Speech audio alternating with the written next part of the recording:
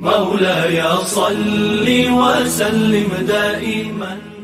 ایک سوال کیا گیا، جو آدمی حرام کام کرتا ہو اور اس کا حرام بھی سب کو معلوم ہو، جیسے جوا ہے، کبوتر بازی ہے یا سٹے وغیرہ ہے، تو اس کو قربانی کے حصوں میں شریک کیا جا سکتا ہے۔ یاد رکھیں، قربانی کے بڑے جانور میں 7 حصے ہوتے ہیں، جس طرح حدیث پاک بیان کی گئی۔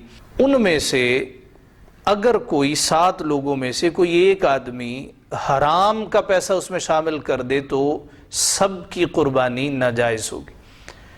اور اگر کوئی کہ مجھے تو معلوم نہیں تھا، یہ ایسے لوگوں کے لیے ہے کہ جس کا حرام واضح ہے، معلوم ہے کہ بھئی یہ کام ہی حرام کرتا، معلوم ہے کہ بھئی اس نے زنا کے اڈے کھول رکھے ہیں یا کبوتر بازی کا شوقین ہے، اس میں پیسے وغیرہ لگاتا ہے، جوا لگاتا ہے، ایسے شخص کو ہرگز قربانی کے حصوں میں شریک نہیں کرنا چاہیے۔ ہم قربانی کا جانور خریدتے وقت تو یہ دیکھتے ہیں جی عیب نہ ہو، ہمارے پیسے میں بھی تو عیب نہیں ہونا چاہیے نا۔ جب قربانی کا جانور بے عیب ہو تو ہم عیب دار ہوں، ہمارے پیسے عیب والے ہوں، تو یہ ہرگز پسندیدہ عمل نہیں ہے۔ ہاں، قربانی کا جانور بھی بے عیب ہو، قربانی کے پیسے بھی بے عیب ہونے چاہیے۔